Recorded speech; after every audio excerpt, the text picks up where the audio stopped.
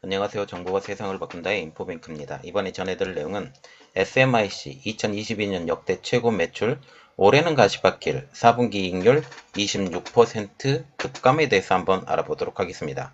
여러분의 구독, 좋아요, 그리고 필요하시면 알람 설정까지 부탁드리겠습니다. 중국 최대 파운드리 회사이죠. SMIC가 2022년에 역대 최고의 매출을 냈습니다. 그러나 올해 전망은 그렇게 밝지 않아 보이는데요. 4분기 이익률이 26%나 감소했고 미국의 제재로 인해 공장의 신설도 난항을 겪고 있기 때문이죠. 그리고 또한 미국의 제재가 점점 더 심해져 갈 것으로 지금 보이고 있기 때문에 결국 미중 간의 갈등, 이러한 것들이 가장 역학적인 구도가 미 대선 이런 것까지 연결이 되기 때문에 미국의 행동이 어떻게 될 것인지 궁금해지고 있습니다. 자, 그러면 이번에 알아볼 내용은 SMIC 2022년 역대 최대 매출, 올해는 가시밭길 4분기 이익률 26% 급감에 대해서 한번 알아보도록 하겠습니다. 로이터 통신은 지난 10일 중국의 최대 파운드리 업체인 SMIC가 2022년 역대 최고의 매출을 기록했음에도 불구하고 향후 전망은 밝지 않다고 전했습니다. SMIC는 중국 당국의 자금 지원하에 파운드리 글로벌 1위인 TSMC와 필적하는 기업으로 성장하기를 원하고 있죠. 그런데 근본적으로 성장을 할 수 없는 미국의 제재가 들어갑니다. 이는 반도체 기기의 중국 수출 금지. 특히 2년 동안 중국에서 발현된 코로나19의 수혜를 가장 톡톡하게 본 기업이 SMIC입니다. 코로나 팬데믹으로 인한 수요 예측 실패로 인해 시작되었던 자동차 반도체 대란. 여기에 그에 파생되는 반도체 부족 현상이 SMIC의 가장 커다란 수익으로 다가온 것이죠. 그리고 미국 자동차협회도 지금 SMIC의 제재를 끊어버려야 중단시켜야 된다고 얘기할 정도였습니다. 여기에 TV, 냉장고 등 전 분야의 가전제품의 수요 폭발로 인해 레거시 공정의 반도체 부족 현상이 벌어졌고, 이는 결국 SMIC의 매출이 폭증한 원인이 되기도 했죠. 지난해 SMIC 연간 매출은 무려 72억 3천만 달러, 한국 돈으로 약 9조 1,401억 원입니다. 이년 전년 동기 대비 33.6%, 무려 3분의 1이나 증가한 금액입니다. 이 금액은 애널리스트들이 예측한 평균치인 73억 5천만 달러, 약 9조 2,981억 원보다는 낮았지만 SMIC 입장에서는 역대 최고의 매출을 기록한 것입니다. 그러나 SMIC의 이러한 성장에도 불구하고 SMIC의 성장은 여기까지인 것으로 보이고 있습니다. 그 이유는 두 가지로 분석이 되고 있는데요. 첫 번째로는 위드 코로나의 전환, 그리고 두 번째로는 계속되는 미국의 중국 때리기. 전 세계는 지난해 하반기부터 위드 코로나로 전환이 되고 있습니다. 미국도 오는 5월 11일에는 코로나 상황의 종료를 선포할 예정이죠. 전 세계가 위드 코로나로 전환됨에 따라서 개인용 PC, 스마트폰, 태블릿 PC 등 전자제품의 수요가 감소하고 있습니다. TV, 냉장고, 이러한 전자제품의 수요도 감소하고 있는 상황이죠. 이로 인해 전 세계 반도체 산업이 불황을 겪고 있는 상황입니다. SMIC의 주력인 파운드리도 예외가 아닌 것으로 알려지고 있는데요. 이 때문에 SMIC의 매출 성장률도 이제 정점에 도달한 것처럼 보입니다. 여기에 미국의 중국 반도체 견제도 문제입니다. 일본과 네덜란드를 미국의 반도체 카르텔에 동참시키면서 향후 성장을 위해 공장의 증설이 필요한데 그 길을 완전히 막아버린 것이죠. 미국의 중국 때리기는 SMIC를 더욱 내수 시장에 전념하는 기업으로 만드는 원인이 되고 있습니다. 그런데 이 성장세는 이 때문에 멈출 것으로 보이고 있고, 전 세계적으로 판매가 되지 않는 반도체, 이는 그리고 성장되지 않은 반도체, 이는 결국 SMIC 성장에 걸림돌이 되고 있죠. 그리고 공장의 증설을 계속하고 있는데 공장의 증설도 이제 막혀가는 분위기입니다. 글로벌 반도체의 불황으로 SMIC도 실적 보고에서 2023년 매출은 전년 동기 대비 10%가량 하락할 것으로 예측했기 때문에 SMIC도 이러한 상황을 너무나도 잘 알고 있는 상황이죠. 이는 4분기 매출을 보면 확실히 나타나는데요. SMIC의 작년 4분기 매출은 16억 2천만 달러. 이는 전년 동기보다는 2.6% 증가한 상황이지만 3분기와 비교하면 15% 하락인 상황이죠. 지난해 연간 수익이익은 18억 2천만 달러, 약 2조 3,008억 원으로 6%가량 늘어났지만 총이익은 2021년 5억 5,280만 달러, 약 6,987억 3,920만 원에서 5억 1,870만 달러, 약 6,557억 4,054만 달러로 총이익 자체가 줄었다라는 겁니다. 이는 하반기 이익 하락이 가장 큰 원인으로 된 것으로 알려지고 있는데요. 2년 연속 30%가 넘는 매출 증대를 이루었지만 수익률 면에서는 그다지 큰 성장을 이루지 못했다라는 것이죠. 지난해 상반기까지 반도체 호황이 이루어지다가 하반기부터 업황이 악화되면서 4분기 실적이 급감한 영향을 그대로 직격탄으로 맞게 된 것입니다.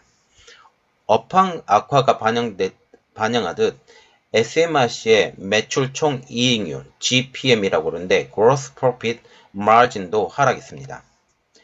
GPM은 매출액에서 매출 원가를 뺀 마진율인데 SMRC의 4분기 GPM은 32%로 전분기인 38.9% 대비 6.9%포인트 낮아진 상황입니다. 자, 지금 3분기 글로벌 상위 5개사의 파운드리 매출 지금 나와 있는데 SMIC와 같은 경우는 매출의 증가율이 2분기에서 3분기로 보면 늘지 않았다. 거의 늘지 않은 것으로 지금 보이고 있고 4분기에는 오히려 떨어진 것으로 일단 알려지고 있죠.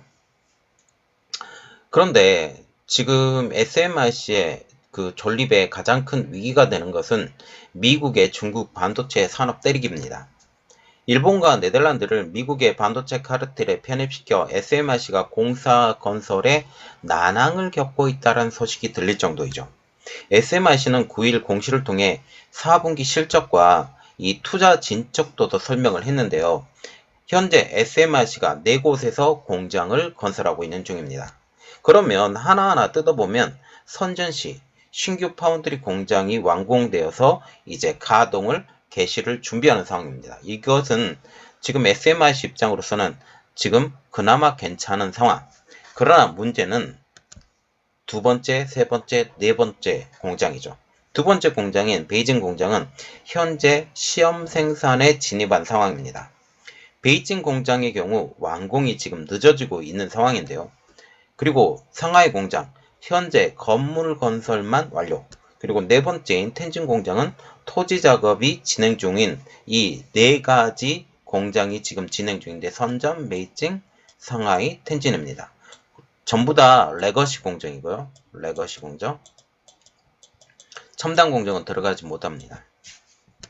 이 중 베이징 공장은 큰 문제가 지금 발생한데 원래는 지난해 말 완공이 예정이 되었는데 장비 조달 지연으로 인해 1, 2분기 정도 지연이 될 것을 언급한 것입니다. 76억 달러가 투자된 베이징 공장은 2021년 연말에 건물 건설이 완료됐으며 지난해 장비가 투입되어 원래는 연말에 양산에 진입할 계획이었습니다.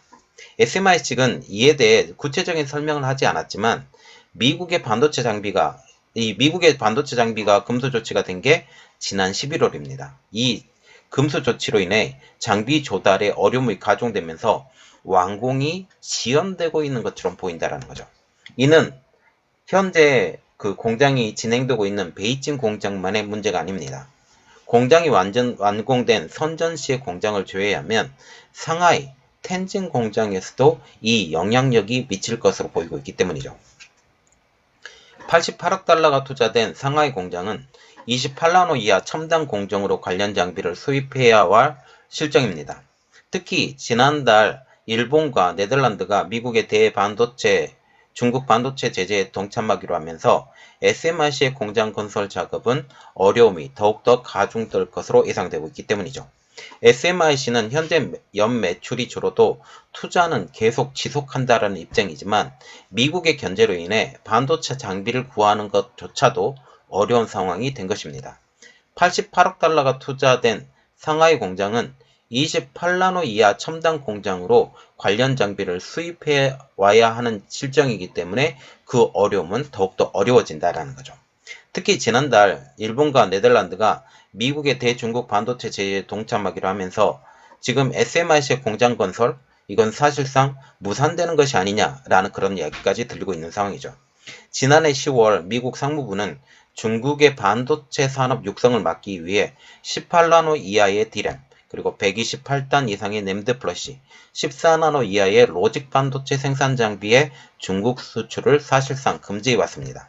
이 중 14나노 이하의 로직 반도체 생산 장비의 수출 금지는 SMIC를 직접 겨냥한 조치였죠.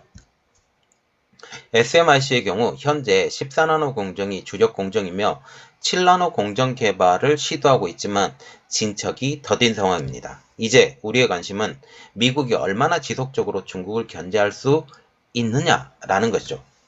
현재 미국은 대선전에 들어갔다고 해도 과언이 아닙니다. 작년 중간선거는 하원 의원이 공화당으로 넘어가면서 사실상 여당인 민주당의 패배로 불리고 있기 때문이죠. 이러한 상황에서 이런 상황을 변화하기 위해 공화당이 그동안 주장했던 중국의 대중 반도체 때리기는 더 심해질 것으로 보이고 있기 때문입니다. 자, 지금 중국과 같은 경우는 미국의 대중 반도체 제재로 인해서 상당히 어려워진 상황이고, 특히 일본과 네덜란드가 이 반도체 카르텔에 동참하면서 일본의 니콘, 그리고 캐논, 그리고 ASML 이곳에서 DUV 노광 장비까지의 수출을 제한하는 그런 일이 벌어질 것 같습니다. 이거는 5월달부터 벌어질 것으로 지금 예상이 되고 있고, 특히 5월 11일과 같은 경우는 미국이 코로나19의 종식을 선언한 날로 지금 못 박아 놓은 상황이기 때문에 이러한 상황까지 우리가 고려한다면 중국의 반도체의 자립, 이것은 더욱더 요원한 일이 될 것으로 지금 보이고 있습니다. 이 때문에 중국이 전 세계 G2에서 G1으로 성장하려고 하고 있는 것을 완전히 무산시키는, 그리고 지금 우리가 알고 있는 것은 중국에서의 수출, 말하자면 미국으로의 물건 수출은 지금도 계속 늘어나고 있는 상황이에요. 그래서 미국의 생각으로는 중국은 너희들은 생산 기지로서만을 생각을 해. 더 이상 바라지 마. 이게 미국의 생각입니다. 이를 위해서 많은 기업들이 지금 중국을 빠져나가고 있고, 이것에 대한 반사이익을 얻는 나라들이 인도네시아, 이러한 나라들로 알려지고 있죠. 자, 지금 이 상황이 어떻게 진행될까 같이 한번 지켜보도록 하겠습니다. 이번 내용은 여기까지 하겠습니다. 저희 내용이 여러분들에게 도움이 되셨다고 생각하시면 구독, 좋아요, 그리고 필요하시면 알람 설정까지 부탁드리겠습니다. 감사합니다.